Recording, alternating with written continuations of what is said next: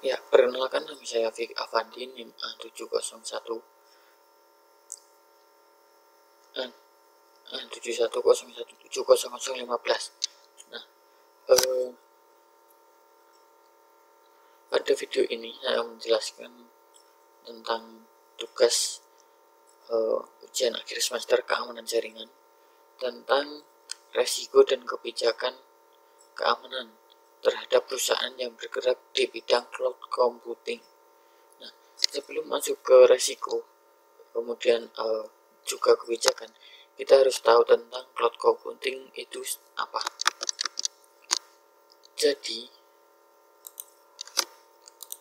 cloud computing merupakan proses komputerisasi sebuah teknologi yang berbasis internet. Sistem cloud computing memungkinkan penggunanya untuk menyimpan dan mengolah data secara virtual. Pengguna tidak perlu menyiapkan platform maupun infrastruktur pendukung, melainkan hanya tinggal menggunakan platform-platform yang sudah tersedia. Platform ini juga ada yang gratis dan juga ada yang berbayar. Biasanya versi berbayar, ini fitur-fitur yang didapatkan dapat digunakan lebih banyak dan lebih lengkap. Kemudian, fungsi cloud computing itu apa? Yang pertama adalah media penyimpanan yang terpusat pada server. Kemudian, keamanan data, sehingga data yang Anda miliki tidak mudah korup ataupun rusak. Kemudian platform teknologi, jaminan ISO itu sudah terjamin. Kemudian lebih murah dan tahan lama karena tidak memerlukan media penyimpanan storage yang pada hard disk eksternal, karena sudah ada media penyimpanan terpusat pada server. Nah, kemudian keuntungan cloud computing bagi bisnis itu apa saja? Yang pertama adalah fleksibilitas dan penawarannya. Cloud computing memungkinkan staf untuk mengakses file dan data mereka yang mereka inginkan, baik itu sedang bekerja di dalam kantor atau sedang di luar kantor, selama mereka memiliki akses internet. Staf dapat mengakses informasi dari rumah, jalan, dari kantor klien, atau bahkan melalui smartphone seperti Android juga iPhone. Nah, kemudian staf juga dapat bekerja secara kolaboratif dengan file dan dokumen. Dokumen dapat ditampilkan dan dapat diubah di beberapa lokasi berbeda. Cloud computing juga biasanya lebih murah dan mengurangi insentif tenaga kerja bagi perusahaan. Tidak perlu menginstal software yang mahal karena cloud computing sudah terinstall secara online dan dapat dijalankan dari mana saja menggunakan internet. Perusahaan dapat lebih fleksibel untuk menentukan anggaran karena perusahaan hanya perlu mengeluarkan biaya yang sesuai dengan kebutuhan perusahaan tersebut. Kelebihan yang mencolok pada penggunaan cloud computing bagi perusahaan adalah karena bersifat online. Cloud computing menawarkan penyimpanan virtual yang tidak terbatas dibanding server hard drive yang memiliki batas. Ketika membutuhkan ruang penyimpanan yang lebih besar bukanlah menjadi masalah karena perusahaan hanya perlu mengubah layanan penyimpanan ke batas yang lebih besar. Namun itu dengan biaya yang berbeda tentunya.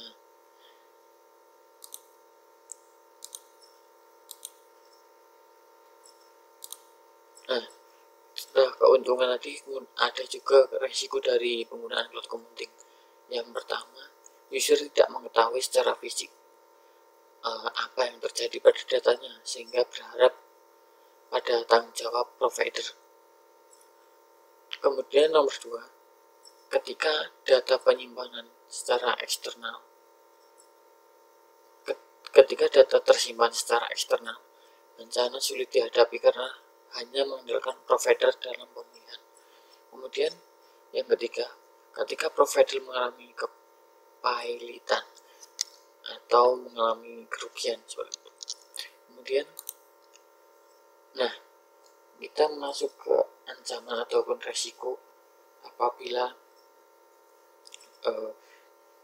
sebuah perusahaan lemah atau mungkin kurang dalam keamanan jaringannya, yaitu yang pertama adalah sniffer. Nah, itu peralatan yang dapat memonitor proses yang sedang berlangsung. Kemudian smoothing, remote attack, kemudian hole. Nah, kondisi dari software atau hardware yang bisa diakses oleh pemakai yang tidak memiliki otoritas, meningkatkan tingkat pengaksesan pada pengaksesan tanpa melalui proses otorisasi. Kemudian pre-hacking, menjadikan sistem pengamanan telepon lemah. Hacker,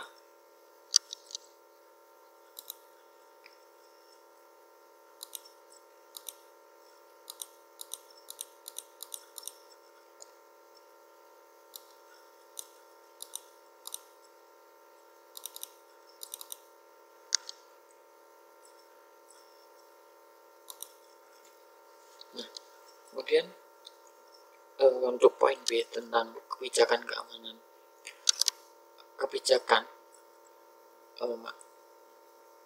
Target dari keamanan adalah mengamankan aset perusahaan atau organisasi. Aset adalah barang baik fisik atau non fisik yang dimiliki oleh perusahaan yang berharga dimanapun perlu dijaga keamanannya. Nah, sebuah kebijakan keamanan terdiri dari serangkaian tujuan bagi perusahaan, aturan perilaku bagi pengguna dan administrator, dan persyaratan untuk sistem manajemen yang secara kolektif menjamin keamanan jaringan dan sistem komputer dalam suatu organisasi. Nah, komponen dalam kebijakan keamanan ada 3. Yang pertama adalah kebijakan penguasa, kemudian kebijakan teknis, dan juga kebijakan pengguna terakhir. Nah, kebijakan penguasa itu apa? Kebijakan penguasa itu adalah treatment konsep keamanan tingkat tinggi yang penting bagi perusahaan. Manajer dan pengawas teknis adalah audien yang dimaksud. Kebijakan penguasa mengontrol semua interaksi keamanan yang berhubung antara unit bisnis dan departemen yang mendukung dalam perusahaan. Dalam hal detail, kebijakan penguasa menjawab pertanyaan apa kebijakan keamanan. Kemudian kebijakan pengguna terakhir. Dokumen ini mencakup semua topik keamanan yang penting bagi pengguna terakhir. Dalam hal level detail, kebijakan pengguna terakhir menjawab apa, siapa, kapan, dan di mana. Pertanyaan kebijakan keamanan atas level yang sesuai bagi pengguna terakhir. Kemudian kebijakan teknis. Anggota staf keamanan menggunakan kebijakan teknis sebagai tanggung jawab keamanan mereka untuk sistem kebijakan-kebijakan ini lebih detail daripada kebijakan penguasa dan membuat sistem maupun masalah khusus, contohnya akses kontrol atau masalah keamanan fisik. Dalam hal detail, kebijakan teknis menjawab pertanyaan apa, siapa, kapan, dan di mana atas kebijakan keamanan. Pertanyaan mengapa mengacu pada pemilik informasi. Kemudian, nah, dalam kebijakan penguasa, menguraikan konsep keamanan perusahaan yang penting bagi manajer dan pengawas teknis. Kemudian mengatur semua keamanan yang terhubung dengan interaksi di antara unit bisnis dan departemen pendukung dalam perusahaan. Kemudian mengatur secara erat tidak hanya keberadaan kebijakan perusahaan dengan kebijakan sumber daya manusia, tetapi juga kebijakan-kebijakan yang lain yang menyebutkan gejala keamanan yang berhubungan, seperti gejala yang berkaitan dengan email, penggunaan komputer, atau subjek IT yang berhubungan. Nah, kemudian kebijakan pengguna terakhir. Kebijakan pengguna terakhir dimasukkan dalam dokumen. Kebijakan tunggal yang membuat semua topik berhubungan dengan kebijakan informasi yang harus diketahui, dipatuhi, dan dilaksanakan oleh pengguna terakhir. Kebijakan ini memungkinkan tumpang tindih dengan kebijakan teknis yang berada pada tingkatan yang sama dengan kebijakan teknis. Menggabungkan semua kebijakan pengguna terakhir berarti pengguna harus pergi ke hanya satu tempat untuk membaca satu dokumen, untuk mempelajari semua yang perlu dilakukan untuk memastikan kepatuhan terhadap kebijakan keamanan perusahaan. Nah, kemudian kebijakan teknis. Anggota staf keamanan menggunakan kebijakan teknis dalam melakukan tanggung jawab keamanan sehari-hari mereka. Kebijakan ini lebih rinci dibanding dengan kebijakan penguasa, dan sistem atau gejala tertentu, misal masalah keamanan router atau masalah keamanan fisik. Kebijakan ini pada dasarnya buku pegangan keamanan yang menggambarkan apa yang dilakukan staf keamanan, tapi bukan bagaimana staf keamanan melakukan fungsinya. Nah, dalam kebijakan teknis terdapat kebijakan khas, yaitu kebijakan umum, kebijakan email, kebijakan akses remote, kemudian kebijakan telepon dan perangkat personal, kebijakan aplikasi, kebijakan jaringan, kebijakan komunikasi wireless, kemudian kebijakan dokumentasi. Nah, mungkin cukup sekian presentasi dari saya, atau mungkin informasi yang dapat saya bagikan.